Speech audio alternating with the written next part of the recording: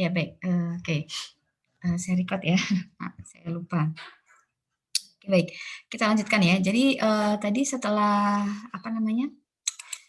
Setelah saya membicarakan tentang model tadi, ya, formulasi model yang awal tadi, maka di sini ada model yang lain ya, yang merupakan pengembangan dari model yang sebelumnya atau yang ini tadi saya sampaikan ini tadi. Ya, jadi kalau kita lihat di sini tadi namanya adalah balance halal food supply chain ya. Oke, sebentar. Maka di sini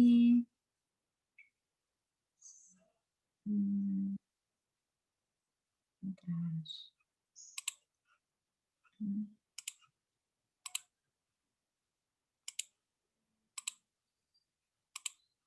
Oke. Oke. Nah, di sini kita lihat ini adalah paper yang lain ya. Paper yang lain yang merupakan pengembangan dari model sebelumnya ya. Jadi disebut improve balance halal supply chain ya. Nah, jadi permasalahannya masih sama. Ya, jadi bagaimana dia bisa mengoptimalkan distribusi produk halal ya, karena adanya ketidakseimbangan kapasitas produksi dari beberapa daerah, dari beberapa region begitu ya, dibandingkan dengan apa namanya demand ataupun permintaan dari pasaran ya, dari pasaran gitu. Nah, jadi di sini penelitian ini mencoba mengembangkan dari yang sebelumnya, ya, oke. Oh. Enggak apa? Sebentar. Oh, udah bisa. Halo? Kasihan enggak mahasiswa?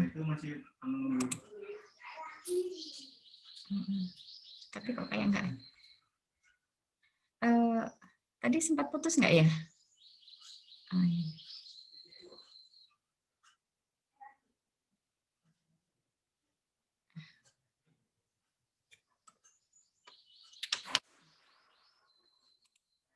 Oh.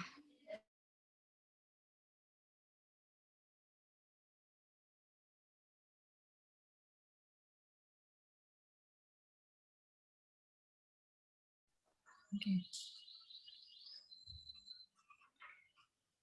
Oke. Maaf ya, tadi tiba-tiba listrik mati. Ini sudah nyala lagi. Oke. Masih mendengar suara saya ya? Masih, Bu. Oke, baik. Ya. Masih. Oke, baik. Kita lanjutkan lagi ya.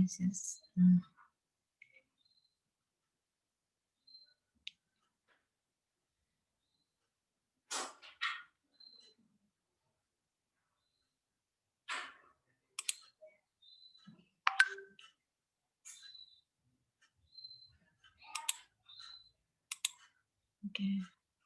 Oke, baik.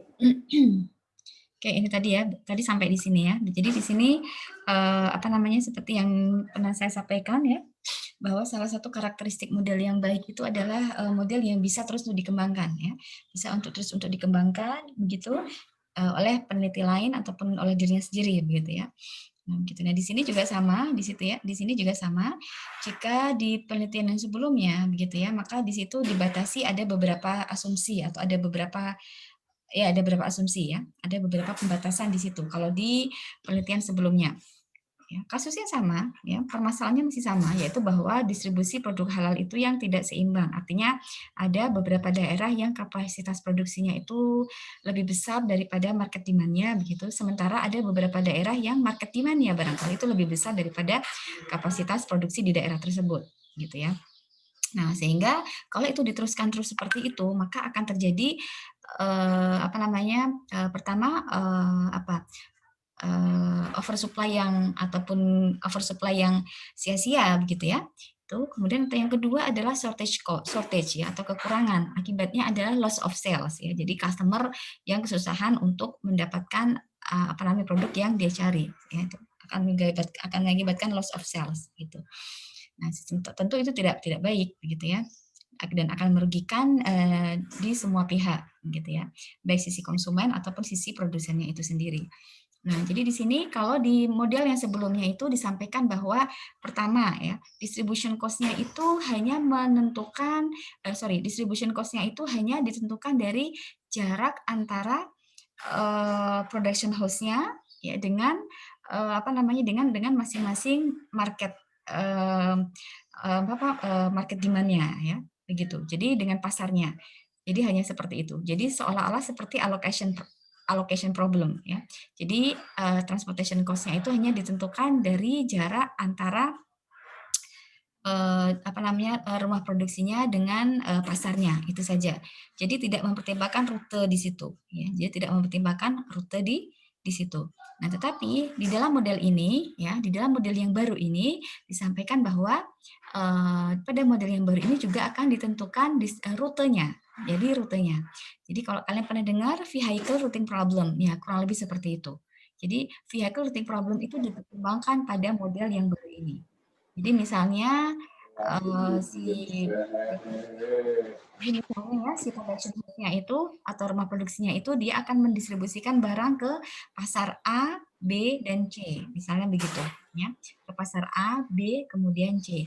Nah nanti distribution cost-nya itu ditentukan dari jarak terpendek, ya, jarak terpendek dari pasar ke market A, market B, dan market C. Kemudian balik lagi ke pasar lagi. Balik lagi ke production house-nya itu lagi. Nah, begitu. Ya. Tetapi kalau di model yang lama, begitu ya, misalnya rumah produksinya itu tadi, dia mendistribusikan barang tadi sama ya, ke market A, kemudian ke pasar B, kemudian ke pasar C. Nah, jadi transportation cost-nya hanya dihitung sebanyak 3 kali. 3 kali dalam arti apa? Dalam arti jarak dari production house-nya ke pasar A berapa. Kemudian ditambah dengan jarak dari production house-nya ke market B berapa. Ditambah kemudian jarak dari production house ke market C berapa. Begitu. Jadi tidak mempertimbangkan rutenya. Jadi rute tidak dipertimbangkan di model sebelumnya. Tetapi di model yang baru ini maka rute juga kita tentukan. Sehingga transportation cost-nya lebih valid di sini sebenarnya. Begitu ya. Itu yang pertama. Kemudian yang kedua, disampaikan bahwa pada model yang pertama itu bahwa kita menggunakan hard constraint untuk shortage cost ya, untuk shortage. Artinya bahwa disampaikan di model yang pertama bahwa shortage ataupun kekurangan itu tidak boleh terjadi, gitu ya. Jadi sudah pasti harus terpenuhi customer demand-nya itu. Jumlahnya mintanya 10, ya harus disuplai 10 minimal gitu ya. Misalnya permintaannya adalah 500 kg, ya harus disuplai sebanyak itu. Nggak boleh kurang dari itu. Itu kalau pada model yang pertama. Pada model yang kedua, kita memang benar-benar mengconsider ya mana hasil optimal yang benar-benar meminimalkan kekurangan barang, kekurangan produk halal, kemudian kelebihan produk halal dan juga transportation cost-nya. Begitu. Jadi memang minimasi ongkosnya lebih valid yang model yang baru ini. Karena kita tidak lagi mengasumsikan bahwa kekurangan barang tidak boleh atau nol gitu. Tapi memang benar-benar kita hitung. Ya, jadi benar-benar kita hitung, kita rencanakan begitu maksud saya, ya, begitu.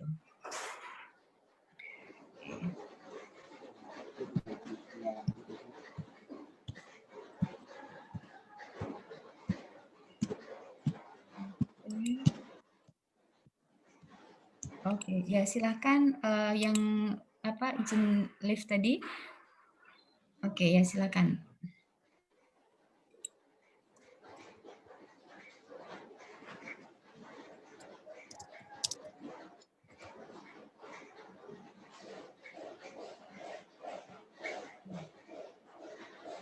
Oke. Oke, kita lanjutkan lagi.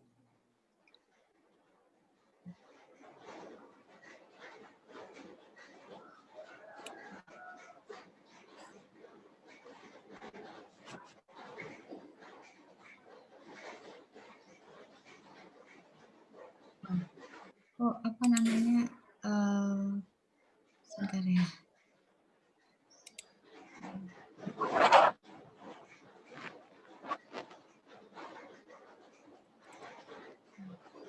Bentar.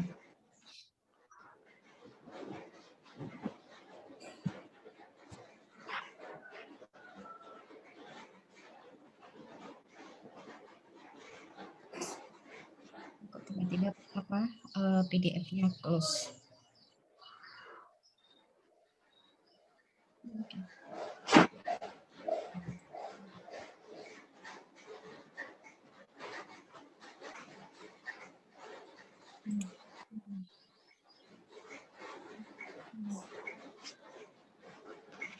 Nek JSM ini juga sih mantap.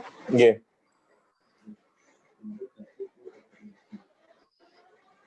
Nang karek 12 terus. Enggak, saya kabar dulu kan. Sebentar ya. Bila hal ya kita Oke. Pak. Lempang tulisan. Walah. Elektrik kan ini.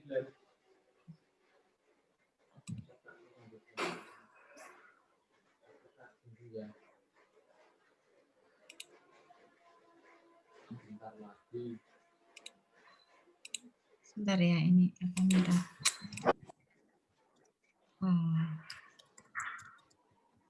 Sumpang.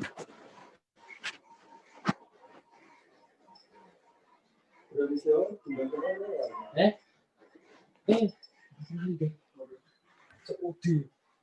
Lempang. Gimana toh? Udah mau sih. Nah, wis sama ngomongin di. Terus lalu. Asli Kak, sudah jam 3. Pemain di. Aku kenali. Pemain di. Gudian, jalan Gudian boleh ketoki. Takoni wae. Engko nek besok-besok malah mitra ngono. Lah CCM.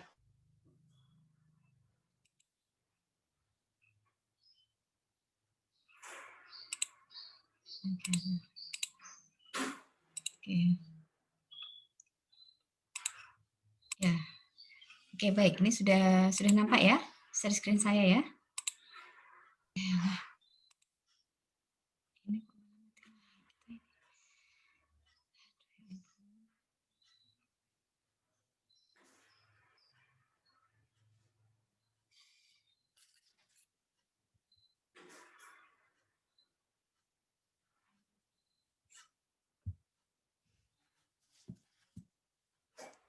Oke. Sudah nampak ya share screen saya ya? Sudah, Bu. Ya, oke, baik. Oke, jadi di sini tadi itu ya. Jadi ada dua perbedaan signifikan dari model yang sebelumnya dengan model yang saat ini, gitu ya. Gitu. Jadi di sini di model yang baru ini maka transportation cost-nya itu ditentukan dengan benar-benar mempertimbangkan rute distribusi. Kemudian yang kedua bahwa kita menggunakan bukan hard constraint tetapi soft constraint.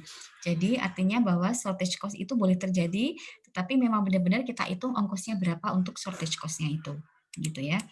Nah di sini berarti kekurangan dari paper ini dia tidak menyebutkan apa model konseptualnya seperti apa, ya.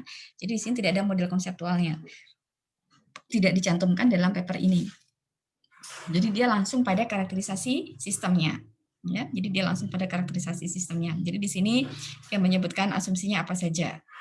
Begitu ya. Ini adalah asumsi yang digunakan pada model ini itu ya. Kemudian setelah menentukan apa asumsinya begitu ya. Asumsinya kurang lebih sama dengan yang sebelumnya, hanya saja perbedaannya adalah bahwa di sini distribution cost-nya benar-benar mempertimbangkan rute, begitu ya. Kemudian shortage cost adalah boleh terjadi, ya, kurang lebih begitu. Nah, setelah menentukan asumsi, maka ditentukan notasinya apa saja ya, elemen yang akan digunakan apa saja, gitu ya. Kemudian parameternya apa, kemudian variabel yang akan kita putuskan itu apa saja. Nah, di sini kurang lebih harusnya sama ya. Di sini, oh ya baik, di sini ada RPH atau rumah potongnya, rumah potong halalnya. Kemudian di sini ada pasar ya. Kemudian di sini juga, nah karena di sini sudah mulai menggunakan rute ya, maka kita menggunakan harus ada elemen kendaraan di sini. Nah, jadi kalau pada model sebelumnya elemen kendaraan tidak perlu kita masukkan ya, karena memang kita tidak mempertimbangkan rute. Yang penting bahkan kita sampaikan kapasitas kapasitas kendaraan pun kita ignore begitu ya. Nah, jadi memang kita tidak perlu menggunakan ada elemen kendaraan di situ begitu. Nah, jadi kalau pada model sebelumnya hanya ada 3 elemen di situ ya. Jadi hanya apa namanya production house ya ataupun RPH, kemudian marketnya atau pasarnya. Itu saja kalau pada model yang lama. Tapi pada model yang baru di sini ada RPH-nya, ada pasar dan juga ada kendaraan. Ya, ada kendaraan. Jadi ada 3 di sini. Dengan notasinya adalah I, J, kemudian K, gitu ya. Nah, kemudian parameternya apa saja ada di sini ya. Ada kapasitas kendaraan ya. Kapasitas kendaraan ini adalah parameter yang pada model sebelumnya tidak ada, gitu ya. Tapi pada model yang baru ada, begitu ya. Karena memang apa namanya? Karena kita menentukan rute ya, dan kita juga sudah menyampaikan bahwa salah satu kendala yang harus kita pertimbangkan pada model ini adalah kapasitas kendaraan. Ya. Gitu. Artinya bahwa kapasitas kendaraan itu sesuatu yang limited, ya, bukan unlimited, ya, bukan unlimited. Tuh, kemudian di sini ada matriks jaraknya ya, jarak antara node 1 ke node berikutnya, begitu, permintaan pasar, dan konstanta, ya, konstanta untuk biaya transportasi, kelebihan pasok dan juga kekurangan pasok. Kemudian di sini adalah variabel yang ingin kita tentukan, ya, variabel yang ingin kita tentukan. Di sini ada muatan kendaraan ya. Kemudian ada jumlah pasok. Jumlah pasokan itu apa yang ingin kita supply pada pasar. Kemudian jumlah kelebihan pasokannya dan jumlah kekurangan pasokannya. Jadi XJ ini adalah merupakan jumlah pasokannya ya. Jadi supply-nya ke pasar berapa. Tapi kalau YI ini adalah kelebihan pasokannya ke ke tiap pasar ya. Dari supply RPH itu berapa. ZC adalah jumlah kekurangannya. Baik, setelah kita menentukan karakterisasi sistem di sini, ya, maka berikutnya kita menuju pada formulasi model matematikanya ya. Di sini formulasi model matematikanya bisa kalian baca, nanti akan saya kirim ke WA juga untuk kalian pelajari ya. Di sini fungsi tujuannya, fungsi kendala begitu ya. Kemudian di sini ada kendalanya masing-masing begitu. Oke. Nah, setelah itu maka kita menentukan melakukan analisis ya, melakukan analisis dan validasi. Nah, di sini berarti kita mendapatkan real data di sini ya, real data. Baik. Setelah kita mendapatkan real data ini kita olah gitu ya. Kita olah dengan menggunakan Siplek ya. Dengan menggunakan Siplek, formulasi model matematika yang sudah kita buat itu tadi kita tuliskan dalam Siplek begitu. Kemudian berdasarkan data yang sudah kita buat, datanya kita masukkan ya. Datanya kita masukkan kemudian kita olah ya. Untuk menentukan apakah apakah model yang kita buat itu bisa menjadi solusi bagi permasalahan ini. Nah, di sini disampaikan ada ilustrasi distribusi daging sapi halal pada kondisi awal ya. Nah, kondisi awalnya itu adalah seperti ini ya, begitu. Kemudian ketika sudah kita buat formulasi model matematika untuk yang baru begitu ya, maka di sini adalah usulannya ya. Usulannya. Maka kita lihat di sini ada beberapa daerah yang kemudian bisa kita kekurangan pasokannya 0 gitu ya di sini. Kelebihan dan kekurangan dengan ini. Kalau kita lihat pada tabel 5 di sini ya, kita lihat kekurangan pasokannya 0 ya. Jadi di dalam model ini ya, maka kita sampaikan bahwa karena kekurangan pasokan itu sifatnya adalah akan menyebabkan customer dissatisfaction ya, kemudian menyebabkan loss of sales ya. Jadi efeknya lebih besar daripada kelebihan pasokan. Sehingga tadi ya, kalau kita lihat pada formulasi model matematika yang pada karakterisasi sistem ya, pada karakterisasi sistem. Oke, di sini ada alfa, beta, dan gamma gini ya. Nah, di sini disampaikan bahwa beta itu kelebihan pasokan dan gamma adalah kekurangan pasokan. Maka di sini kekurangan pasokan untuk menentukan gammanya itu tadi, kekurangan pasokan itu tadi, maka kita anggap atau kita asumsikan dia besarnya itu jauh lebih besar daripada si gamma ini ya. Gamma ini besarnya jauh lebih besar daripada beta ya. Begitu. Kenapa kok bisa seperti itu, Bu? Karena memang kekurangan pasokan ini menyebabkan efek yang lebih besar. Konsekuensinya atau tingkat kerugiannya itu lebih besar daripada kelebihan pasokan. Ya, jadi di sini nanti kalau kalian lihat kekurangan pasokan itu kalau model yang kita buat ini nanti akan menghasilkan kekurangan pasokan itu sangat minimal karena akan memberikan karena memang di dalam perhitungannya untuk ongkos itu tadi gamma itu jauh lebih besar daripada beta, ya begitu. Jadi di sini oleh karena itu maka, nah jadi di sini kalau kita lihat pada kondisi awal ya, ada dari 5 kabupaten di sini, maka di sini kekurangan pasokannya besar ya, ada beberapa daerah yang besar ya kekurangan pasokannya. Nah, ini tentu sangat merugikan sekali kalau seperti ini ya. Nah, oke baik. Nah, di sini dengan menggunakan model yang kita buat ini dengan menggunakan balance halal supply chain ini tadi di mana kita berusaha meminimalkan ya atau membuat balance ya, membuat seimbang antara distribusi, antara produksi dengan tingkat konsumsi begitu ya. Sehingga yang memproduksi itu bisa mensuplai pada pasar yang tepat sehingga kekurangan ataupun kelebihan pasokan tersebut menjadi minimal gitu ya. Maka di sini kita lihat kekurangan pasokannya sudah tidak ada begitu ya, dan kelebihannya walaupun ada tetapi dia juga sudah tidak banyak ya begitu.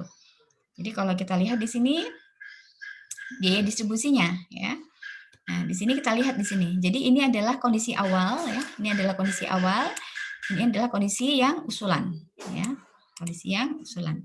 Di sini kalau kita lihat pada kondisi awal ya, itu biaya transportasinya memang sangat kecil, 17.000 sekian ya. Kenapa di sini kecil? Karena memang itu tadi. Jadi yang penting satu region dia misalnya di Kabupaten Kulon Progo saja misalnya, yang penting dia mensuplai di daerah situ saja. Entah misalnya tingkat produksinya tinggi misalnya, sementara customer demand-nya cuma sedikit misalnya, ya, sehingga banyak terjadi oversupply misalnya. Ya. Atau misalnya ada beberapa daerah yang sebenarnya produksinya itu hanya sedikit, padahal padahal market demand-nya besar. Nah, sementara tidak ada kabupaten lain yang ingin mensuplai ke kabupaten yang kekurangan tadi misalnya. Ya, sehingga itu menyebabkan biaya transportasi jadi sangat kecil di kondisi awal ini. Tetapi kalau kita lihat biaya kelebihannya sangat besar ya, 47 sekian. Artinya banyak sekali yang terbuang. Begitu ya. Banyak sekali yang tidak terserap oleh pasar. Karena itu tadi, karena ketidakseimbangan itu tadi, ya. Sehingga di sini biaya kekurangannya menjadi juga besar, sehingga total biaya keseluruhannya seperti ini, ya. Sementara pada biaya usulan kita lihat biaya transportasinya lebih tinggi nih, 70.000 sekian. Tetapi kalau kita lihat kelebihan dan kekurangannya turun drastis, ya. Kelebihannya turun hanya menjadi 6 juta sekian dan biaya kekurangannya 0 bahkan sampean. Sehingga total biayanya jadi 6 juta sekian, ya, sehingga penghematannya sangat besar. Jadi di sini kalau kita lihat model yang kita buat ini yang sekarang ini jauh lebih baik dan jauh lebih real ya, jauh lebih bisa memberikan gambaran tentang balance halal supply chain itu tadi. Karena dia sudah mengconsider adanya transportasi rute tadi itu, kemudian dia juga sudah mengasumsikan bahwa biaya kekurangan itu memang benar-benar kita hitung begitu ya. Oke, baik. Jadi di sini kita sampaikan ya bahwa artinya bahwa model yang kita buat itu tadi bisa untuk menyelesaikan permasalahan distribusi produk halal ya untuk menjamin keseimbangan antara produksi dan dengan konsumsi. Gitu ya. Oke. Nah, jadi ini adalah the whole step bagaimana kalian melakukan suatu pendekatan sistem ya. Baik. Kemudian saya balik ke slide saya ya. Oke.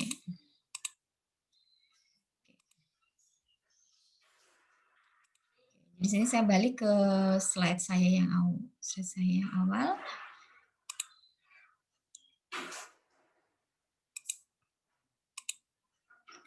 Oke, jadi untuk tugas pemodelan sistem ya. Jadi tugas pemodelan sistem di sini adalah saya minta kalian ya untuk memahami ya the whole step ini tadi ya, memahami ini dan benar-benar bisa mengimplementasikan ini. Kalian bisa menentukan real sistemnya itu seperti apa. Kemudian rumusan masalah dalam sistem tersebut apa. Kemudian kalau ingin melakukan suatu penelitian ya pada sistem tersebut, maka tujuan studinya itu apa, ya. Kemudian setelah itu jangan lupa ya. Jadi langkah awal ketika kita akan melakukan suatu pemodelan sistem itu adalah dengan membuat model konseptual ya. Jadi pastikan kalian bisa membuat model konseptual. Walaupun tadi di paper yang kedua tadi kelewatan ya, model konseptualnya tidak dimasukkan dalam paper tersebut. Tapi pastikan ya. Jadi kalian harus bisa membuat model konseptualnya. Di paper saya yang sebelumnya sudah ada contoh bagaimana membuat suatu model konseptual ya. Jadi model konseptual itu adalah mengkonseptualize dari ide-ide kita terkait dengan model yang akan kita buat itu nantinya. Gitu ya. Model konseptual kemudian baru melakukan karakterisasi sistem. Ya. Jadi dalam karakterisasi sistem tentukan asumsinya, kemudian elemen ataupun objek dalam sistem itu apa saja ya. Tentukan notasinya, ya, indeksnya apa sekalian, gitu ya. Kemudian setelah itu parameternya dalam model apa, ya kan?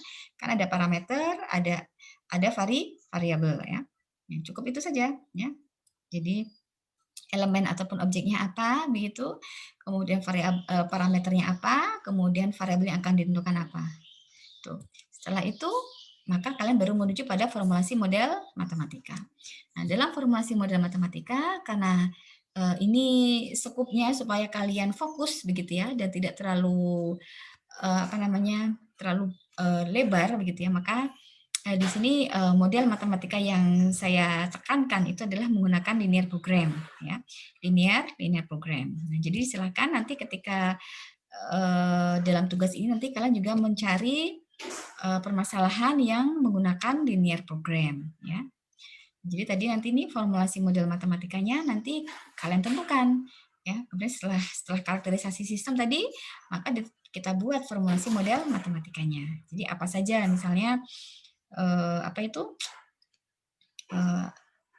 objective functionnya ya, objective functionnya. Kemudian kendalanya apa saja. Tentu harus nge-link ya, nyambung dengan asumsinya. Ya, jadi misalnya di asumsinya dikatakan bahwa bahwa tidak mempertimbangkan kapasitas kendaraan misalnya.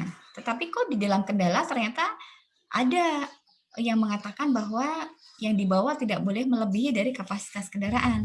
Kan nggak matching ya, nggak sesuai. Jadi pastikan itu nge-link ya antara asumsi dengan kendala atau constraint tadi. Jadi jangan sampai kontraproduktif ya, jangan sampai tidak sesuai ya. Jadi misalnya di dalam kendala muncul ya ada constraint bahwa barang yang dibawa oleh satu truk itu harus lebih kurang dari ataupun sama dengan kapasitas truk tersebut.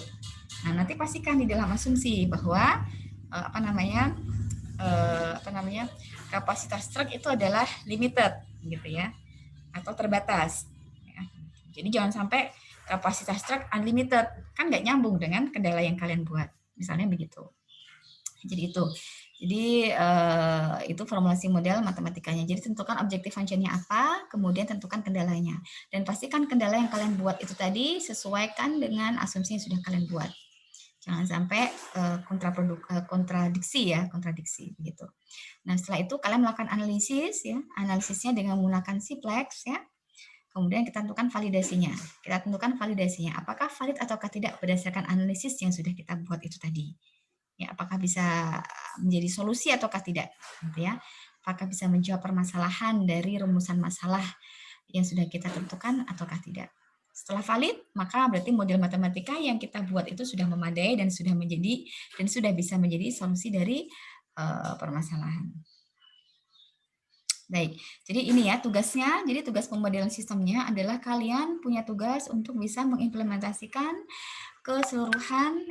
keseluruhan step di atas ini. Dari real system, jadi dari menentukan sistemnya seperti apa sampai dengan menentukan apakah model yang sudah dibuat itu sudah memadai dan bisa menjadi solusi dari permasalahan sistem tersebut ataukah tidak. Ya. Nah, jadi di sini sebelumnya pada tahun-tahun sebelumnya itu selalu saya minta kalian mencari sistem real ya. Jadi memang study case ya. Jadi studi kasus, case study ya. Jadi biasanya mahasiswa saya minta untuk mencari case study. Tetapi karena kondisi sedang seperti ini, begitu ya. Karena kondisinya sedang seperti ini, maka saya tidak meminta kalian untuk mencari case study. Tetapi silahkan kalian melakukan review paper, ya. Review paper ya. Jadi saya minta kalian melakukan review paper, ya. Review paper seperti tadi ada 2 paper yang saya sampaikan ya. Nah, itu dua contoh. Jadi silakan cari paper yang seperti itu ya. Kemudian kalian review ya. Kemudian kalian tentukan step-stepnya ini. Jadi silakan dibuat. Jadi ada berapa chapter, ada beberapa bab untuk laporannya. 1 2 3 4 5 6 7 8 9 ya. Berarti ada 9 bab dalam laporan kalian, atau ada 9 step yang harus kalian tentukan, 9 step yang harus kalian lakukan ketika kalian melakukan review paper. Ya, jadi di sini tugasnya adalah review paper. Saya ulangi lagi, review paper terkait dengan permasalahan linear program, ya, linear program, dan kalian harus bisa mengimplementasikan ke 9 langkah ini. Ya, jadi nanti ketika kalian membuat review paper, kalian buat laporannya dibuat dalam bentuk ini, real sistemnya apa, rumusan masalahnya apa, tujuan penelitiannya apa, model konseptualnya, dan juga karakterisasi sistemnya seperti apa, formulasi model matematika apa. Ya, formulasi model matematika pasti sudah ada dalam paper tersebut ya. Kemudian analisisnya apakah oke. Nah, nanti di sini ya, ketika melakukan analisis, saya minta kalian melakukan dengan Siplek. Biasanya ya, di dalam paper tidak ditulis coding Sipleknya seperti apa, itu pasti. Bahkan kadang juga belum tentu setiap paper juga pakai Siplek. Kadang dia juga pakai Lingo atau pakai Games ya, atau pakai yang lain, software yang lain ya. Nah, di sini nanti kalian saya wajibkan untuk melakukan analisis dengan Siplek. Sehingga nanti kalian harus bisa coding dengan Siplek ya. Gitu. Jadi nanti di akhir ketika kalian melakukan review, kalian juga melakukan coding dengan Siplek. Jadi formulasi model matematika yang ada dalam paper tersebut, begitu ya. Itu nanti kalian buat coding Sipleknya. Ya. Nanti kalian buat coding Sipleknya. Tuh, kemudian tentukan valid ataukah tidak. Nah, kemudian sampai kalian bisa menjawab bahwa model matematikanya memadai dan bisa menjadi solusi dari permasalahan. Oke. Baik. Kemudian, jadi contoh formulasi model yang bisa dipakai, silahkan. Jadi yang penting linear program, ya, linear program. Itu bisa terkait dengan moda transportasi juga bisa, penugasan bisa, networking juga bisa, atau apapun. Yang penting dia linear program. Ya. Yang penting dia linear program, sehingga nanti memudahkan kalian untuk ketika kalian akan melakukan coding di Sipleknya. Ya, begitu. Oke. Sampai sini ada pertanyaan untuk tugasnya?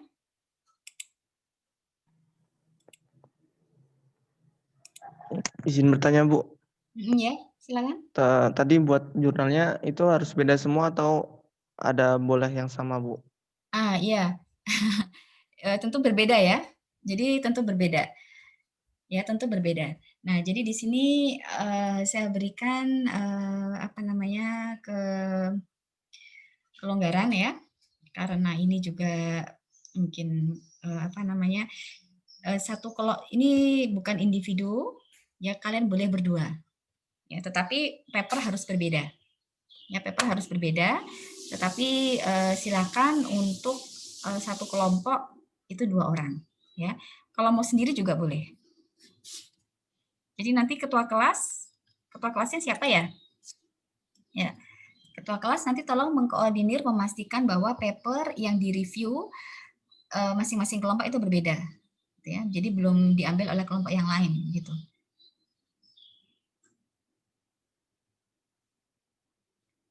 Gitu. Termasuk nanti pembuatan kelompoknya saya silakan ke ketua kelas ya, akan seperti apa. Kemudian papernya silakan, mau bahasa Inggris boleh, bahasa Indonesia boleh, ya terserah. Tidak ada keharusan seperti apa. Ya, yang pasti nanti itu tadi, yang pasti kalian nanti harus mengimplementasikan, ya, kalian mengimplementasikan 9 step ini tadi, ya. Jadi apa namanya? Jadi kalian harus istilahnya mungkin bedah paper lah ya, bedah paper. Jadi papernya dibaca, kalian ceritakan sendiri real sistemnya apa, gitu ya. Kemudian kalian jelaskan sistemnya yang real sistem studi kasusnya itu apa. Studi kasusnya itu apa. Kemudian tentukan rumusan masalahnya apa, tujuan penelitiannya apa. Kemudian kalau di paper itu belum ada model konseptualnya, nah kamu tugasnya untuk membuat model konseptualnya di situ. Ya. Kemudian kalian buat karakterisasi sistemnya. Nah, kalau karakterisasi sistem biasanya sudah ada di paper tersebut, ya. Jadi biasanya asumsinya sudah ada, ya. Kalau belum ada asumsinya, kalian cari di situ. Kira-kira asumsinya dipakai apa misalnya. Kemudian tentukan elemennya ataupun objek dari model yang dibuat itu apa saja, ya. Kemudian parameter yang akan digunakan apa saja dan variabel keputusannya apa. Gitu ya. Setelah itu kalian langsung kepada formulasi model matematikanya. Formulasi model matematikanya biasanya sudah ada dalam paper tersebut, ya. Jadi tapi setelah itu tugas kalian berikutnya ya kalian harus membuat analisisnya, ya, dan validasinya dengan menggunakan Siplek, coding di Siplek, ya, sehingga ketika kalian running nanti kalian bisa menentukan apakah model matematikanya itu sudah memadai atau tidak, ya, begitu. Nah, jadi nanti dalam paper itu nanti, bukan dalam paper, dalam laporan kalian itu nanti ada coding Sipleknya juga. Kalian lampirkan coding yang sudah kalian buat dalam software Siplek itu. Dan hasilnya seperti apa? Apakah hasilnya sama dengan paper tersebut ataukah hasilnya berbeda dengan paper tersebut? Ya, begitu. Kalau misalnya dalam paper tersebut tidak ada yang tidak ada datanya, begitu misalnya. Bagaimana Bu misalnya? Jadi dia hanya tiba-tiba langsung ke hasil akhirnya misalnya, tidak disampaikan datanya seperti apa. Nah, kalau seperti itu kalian boleh konsultasi ke saya. Boleh kita menggunakan artificial data. Nah, jadi data yang kita buat sendiri itu juga boleh. Jadi untuk menentukan model yang ada pada paper tersebut apakah valid atau tidak. Ya. Tapi kalau misalnya dalam paper tersebut sudah ada datanya, begitu ya. Nah, kita pakai data dalam paper tersebut untuk apakah hasilnya sama ataukah tidak dengan antara hasil kita dengan model yang kita coding yang kita buat dengan Siplek.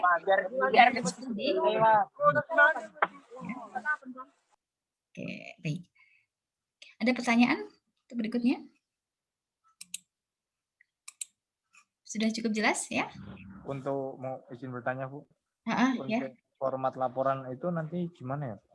Format laporan, format laporan mungkin ini ya, pakai A4 ya. Diketik, kayaknya nanti format laporan nanti saya tulis aja nanti di WA group ya, format laporannya biar nggak lupa ya. Kurang lebih biasanya format laporan pakai A4, kemudian Times New Roman font 12 ya, kemudian marginnya biasanya berapa? 4, 4, 3, 3 kan begitu ya. Tuh. Kemudian mungkin spasinya 1,5 misalnya. Kemudian ini nanti untuk urutan pelaporannya nanti bisa mengikuti ini saja dalam step-stepnya ini biar kalian ingat ya. 1 sampai 9 ini saja.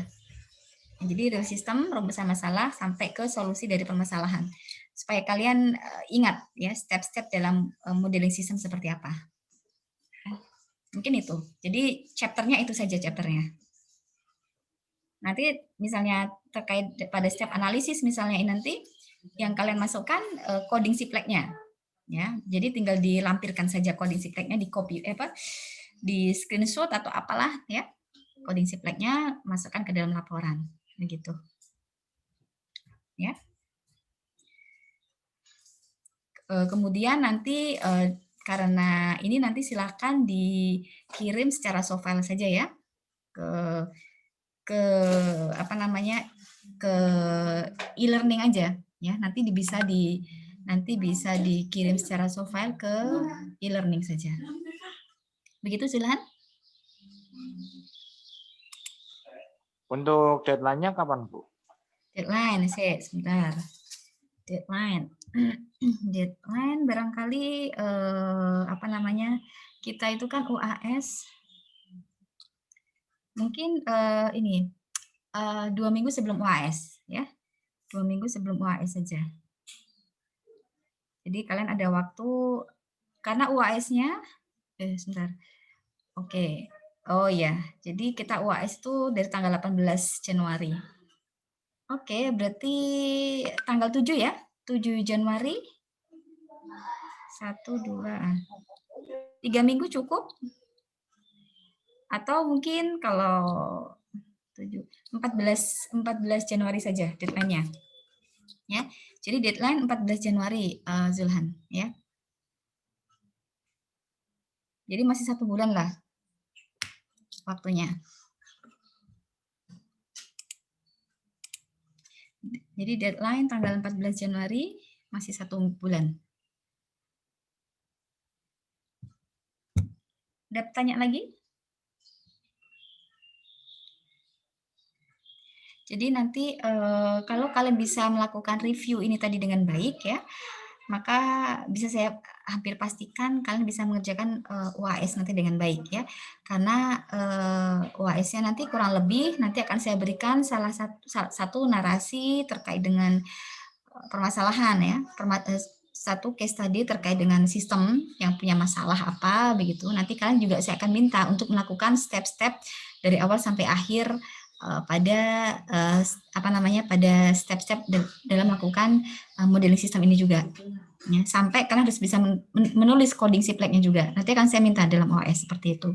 Jadi nanti sebenarnya kalau kalian bisa mengerjakan tugas ini dengan baik begitu, nanti 80% kalian bisa UAS-nya ya. Karena sebenarnya tidak ada materi baru lagi ya, tidak ada materi baru lagi yang akan saya sampaikan untuk ini sebenarnya. Jadi sebenarnya setelah UTS ini yang penting kalian bisa melakukan mengimplementasikan the whole step pada modeling sistem ini sebenarnya. Sampai pada bisa melakukan Siplek-nya itu tadi. Begitu. Oke, ada yang bertanya lagi tugasnya? Jadi deadline-nya 14 Januari. Nanti dikirim ke akun e-learning saja. Oke, kalau tidak ada pertanyaan lagi, saya ini ya, Siplek ya, supaya kalian cukup waktu ya untuk download dan mempelajari Siplek ya. Mungkin yang apa namanya pekan depan, Kamis depan, insya Allah kalau tidak ada apa-apa ya. Oh, pekan depan itu kita libur ya. Oh ya, baik. Ya, Kamis depan kita tanggal 24 itu adalah libur, kemudian Kamis depannya lagi libur juga ya. Oke, baik. Oh iya ya, oke. Baik, ini oke, mumpung ini belum libur ya. Oke, baru saya ngeh. Ini saya sampaikan slide terakhir saya untuk hari ini, yaitu yang ini. Ya, terkait dengan Siplek. Apakah ada yang sudah pernah download Siplek sebelumnya? Sudah ada?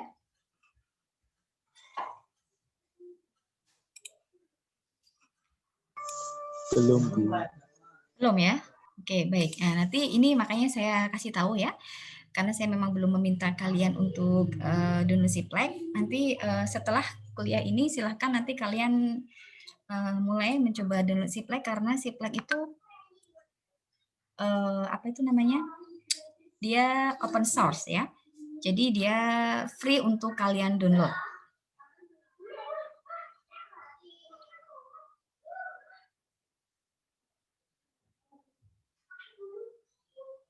Oke, ini kok sudah ada yang ngerjain tugas nih. Oke, baik. Itu ya, jadi ini tolong diperhatikan ya. Jadi nanti setelah kuliah ini silakan kalian kalau longgar ya ada waktu silakan mulai untuk searching di internet untuk download IBM iLog Siplek software ini karena dia free untuk kalian download ya, dia open source ya.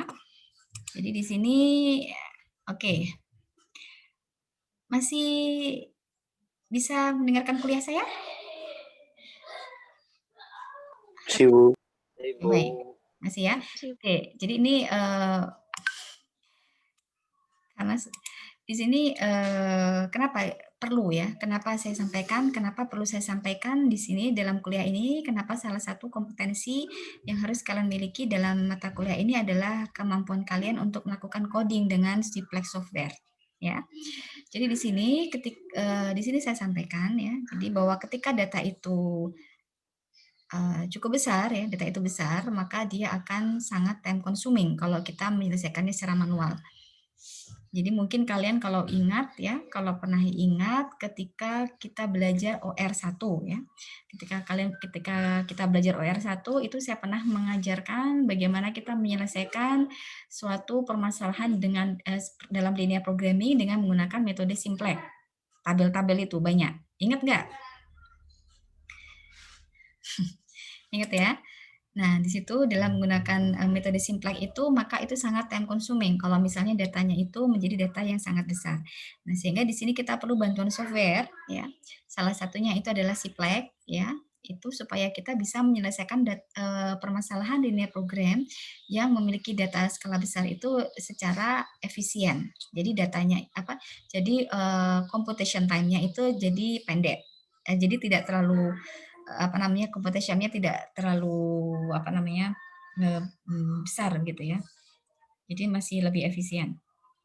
Nah, di sini jadi di sini kalian harus bisa menggunakan Simplex software sehingga ketika kalian menghadapi permasalahan data dengan skala besar, kalian masih bisa menyelesaikannya dalam hitungan menit ataupun detik bahkan begitu ya.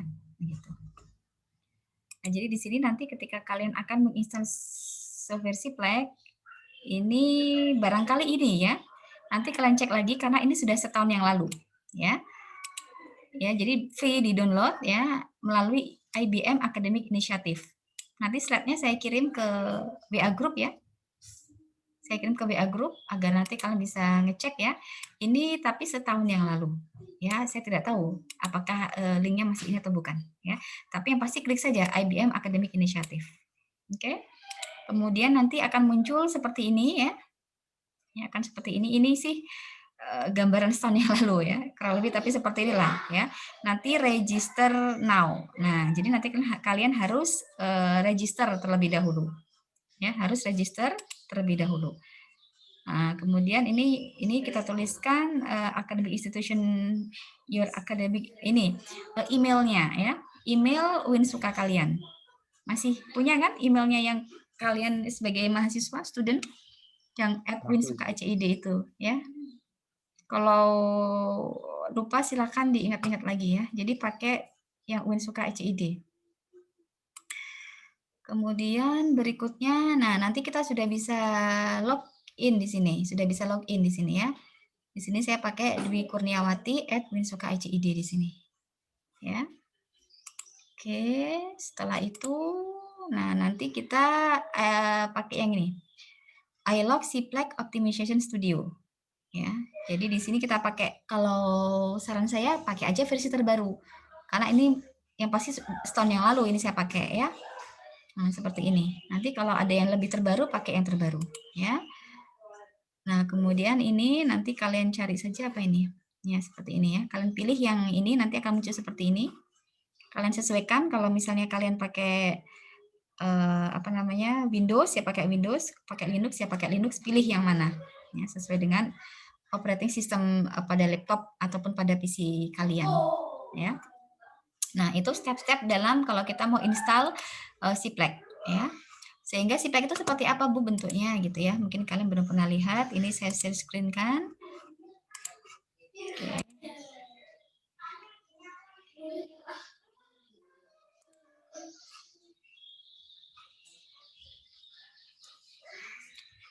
Oke. Oh, sebentar.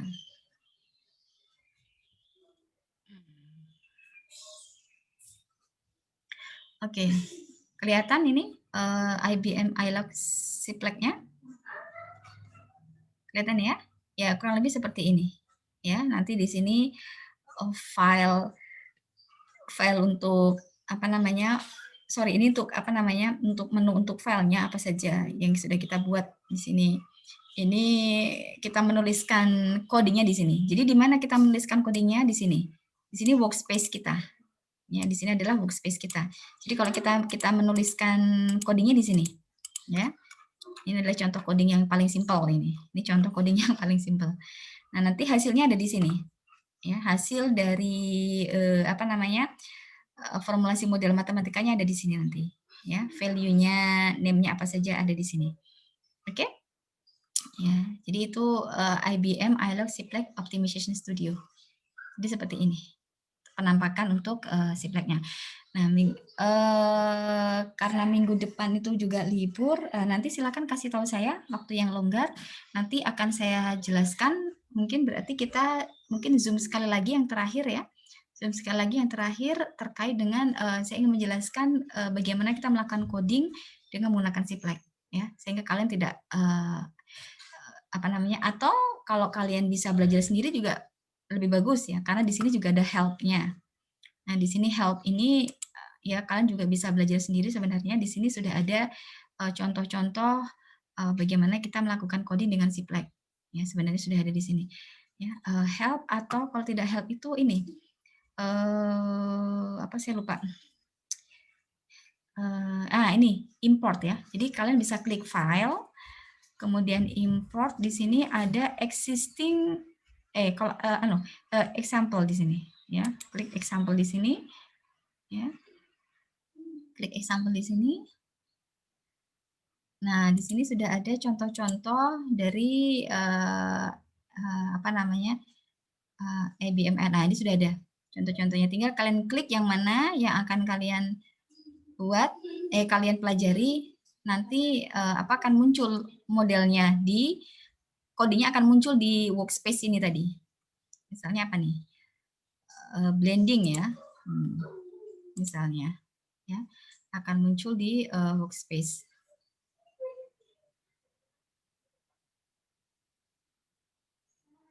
Ya, ini ya. Kalau kita lihat di sini sudah muncul blending. Nah, di sini sudah muncul blending kan? Ini sudah ada. Nah, jadi di sini sudah ada modelnya di sini. Jadi kalian bisa belajar sendiri sebenarnya. Nih, integer. Oke. Nih, di sini contoh modelnya. Ya. Ini jadi dalam Siplek selalu ada minimal 2 komponen. Jadi coding problemnya atau coding modelnya begitu ya. Ini adalah coding modelnya di sini ataupun coding datanya. Kemudian yang kedua adalah datanya. Jadi atau nilai parameternya ya. Data atau nilai parameternya. Di sini nilai parameternya. Oke. Jadi selalu minimal ada 2 ini. Jadi apa coding dari modelnya begitu. Kemudian isi data ataupun parameternya, nilai parameternya, parameter value-nya. Itu. Oke, jadi nanti kasih tahu saya karena ternyata Kamis minggu depan, kemudian minggu depannya lagi itu tanggal merah kayaknya. Nah, nanti mungkin kasih tahu saya kapan kita bisa ketemu lagi untuk Zoom. Nanti akan saya jelaskan bagaimana kita menulis coding dalam Siplek gitu ya. Walaupun kalian juga tadi saya sampaikan bisa belajar sendiri juga sebenarnya tadi itu ya, bisa lihat di sini contohnya. Dari file kemudian kalian ke import ya. Kemudian klik example tadi ya. Sudah ada contoh-contohnya di situ. Oke, baik. Sudah selesai saya pikir. Oke. Ada pertanyaan? Atau sudah cukup? Sudah cukup jelas ya? Ingat ya, nanti UAS-nya kurang lebih hampir sama dengan tugasnya. Ya, hanya saja kalau dalam tugas nanti kalian tugasnya adalah review paper gitu ya, ada papernya di situ. Tetapi kalau dalam tugas, dalam UAS nanti akan saya berikan satu narasi, deskripsi ya, satu deskripsi terkait dengan kasus dalam salah satu kasus dalam satu sistem gitu. Nanti kalian saya minta untuk melakukan step-step dalam pemodelan sistem ya. Gitu. Kemudian untuk tugasnya silakan dikerjakan satu kelompok itu 2 orang ya. Tidak boleh lebih dari 2 orang. Jadi kalau yang nggak dapat kelompok silakan dikerjakan sendiri ya. Gitu. Kemudian nanti di akhir kalian pastikan bisa untuk melakukan coding dengan Siplek. Ya, karena coding Sipleknya nanti akan muncul di tugas ya. Jadi kamu masukkan dalam lampiran begitu. Kemudian juga akan muncul di UAS, karena dalam UAS nanti akan saya tanyakan, ya akan saya minta untuk menuliskan kode dalam Siplek. Oke, ada pertanyaan atau sudah cukup jelas?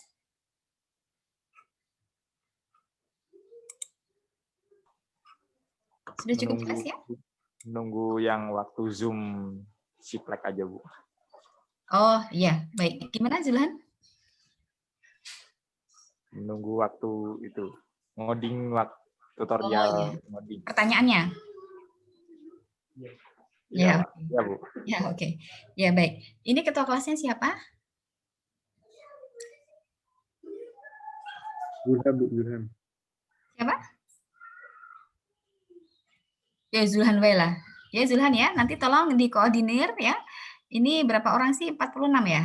Ya, yang ngambil pemodelan sistem ini nanti satu kelompok maksimal 2 orang. Jadi yang nggak dapat kelompok silakan sendiri ya. Karena kalau terlalu banyak, saya pikir nanti kadang mahasiswa jadi tidak fokus begitu ya. Nanti kemudian pastikan bahwa tidak ada paper yang sama antar kelompok ya, begitu ya. Begitu ya Zulhan. Dan kemudian waktunya 1 bulan ya, karena deadline-nya adalah 14 Januari disubmit di akun e-learning. Gitu ya. Untuk format nanti akan saya sampaikan lagi di WA group. Ya, kurang lebih nanti pakai ukuran A4, marginnya 4433, pakai Times New Roman silahkan, kemudian fontnya 12, spasinya 1,5 begitu ya. Kemudian chapternya apa saja mengikuti dari ke-9 step, the whole step itu tadi. Ya, jadi isi chapternya itu saja. Ya, jadi apa namanya bab-babnya itu saja. Bab 1 mengikuti itu saja. Ya, jadi biar kalian ingat bahwa step-step dalam pemodelan sistem itu. Itu Zulhan sebagai ketua kelas. Oke, Bu. Ya, oke. Baik, begitu ya. Kalau tidak ada pertanyaan, kita ketemu lagi. Nanti tolong kasih tahu saya, kita kuliah lagi kapan. Karena tadi barusan saya lihat Kamis depan dan Kamis depannya lagi itu sepertinya tanggal merah. Karena pas tanggal 24, kemudian pas tanggal 31. Ya, begitu. Pastikan juga sebelum kita nanti yang sesi Siplek itu kalian sudah install Siplek sehingga kalian juga dapat gambaran sudah mulai familiar begitu ya. Dan kalau ada permasalahan bisa tanya ke saya ya. Nanti saya kirim slide saya yang tentang Siplek tadi bagaimana download dan seterusnya tadi ke WA group ya. Itu bisa free download dari internet. Jadi tidak ada masalah. Begitu. Jadi jangan sampai kalian baru coding Siplek setelah tiba-tiba di semester ke-8 mau pakai untuk coding TA kalian atau skripsi kalian. Jangan sampai ya. Jadi pastikan kalian juga sudah familiar dengan Siplek mulai dari mata kuliah ini. Ya. Jadi karena ada beberapa mahasiswa yang saya lihat mereka bisa Siplek setelah memang TA-nya tentang itu atau skripsinya tentang itu. Jadi jangan seperti itu ya. Makanya saya minta satu kelompok cukup maksimal 2 orang ya, biar memang benar-benar belajar ya. Dan saya sampaikan, saya pastikan dalam UAS akan saya tanyakan terkait dengan coding untuk Siplek, penulisan coding untuk di Siplek ya. Gitu. Baik, kalau tidak ada pertanyaan, sudah jam segini kita cukupkan ya. Atau ada yang mau disampaikan? Tidak ada? Semuanya sehat? Alhamdulillah sehat, Bu. Ya. Semua ini suaranya ngantuk ya sore-sore kuliahnya. Hujan-hujan, Bu, soalnya. Satu. Hujan. Oke. Ini Hujan, pada Bu. di Jogja Enak selimut. di mana ini? Atau masih di rumah masing-masing? Di rumah masing-masing, Bu. Masih di rumah. Kebanyakan masih di rumah masing-masing ya? Iya, Bu. Iya, oke baik. Di parkiran terpadu, Bu. Hah? Di parkiran terpadu. Siapa Zulhan? Ngapain? Kemarin saya lihat ada foto apa itu yang praktikum 3D printing itu. Siapa? Kayaknya fotonya Zulhan Ya, juga. Bu, agak tidak mematuhi protokol, Bu. Oh iya. Iya, Bu. demi kemaslahatan umat, Bu. Itu kamu yang jadi asistennya atau Zulhan maksudnya? Rafli, Bu, Rafli. Rafli? Iya, Bu. Bukan yang waktu 3D printing itu praktikum Prosman. Kamu yang jadi itunya kan, asistennya kan? Biardi, Bu, itu. Ora kok aku ndelok Zulhan kok koyone. Fotonya itu kok. Mungkin salah lihat, Bu. Salah lihat. Ya, oke ya, tetap jaga kesehatan ya, karena kesehatan itu yang utama ya. Kalau tidak perlu keluar, tidak usah keluar. Kalau keluar pastikan pakai masker, jaga kesehatan ya. Karena juga kasusnya semakin ya sebelum vaksinnya benar-benar ditemukan ya. Sebenarnya sudah sebelum sebelum vaksinnya memang sudah menyebar luas ke masyarakat ya masih potensi untuk terjadinya COVID secara masif ya masih selalu ada begitu ya. Ya mudah-mudahan semuanya sehat selalu, keluarga besar teknik industri UIN Sunan Kalijaga ya. Amin. Yang penting itu ya. Oke, baik, begitu dari saya ya. Tugas silakan dikerjakan 14 Januari paling lambat, kemudian setelah itu UAS kurang lebih juga hampir sama dengan tugasnya. Jadi pastikan bisa mengerjakan tugas dengan baik sehingga UAS-nya kalian sudah juga insya Allah bisa mengerjakannya dengan baik. Oke, baik, begitu dari saya tutup ya. Mohon maaf kalau ada yang salah. Assalamualaikum warahmatullahi wabarakatuh. Waalaikumsalam. Assalamualaikum warahmatullahi wabarakatuh. Terima kasih, Bu. Ya, sama-sama.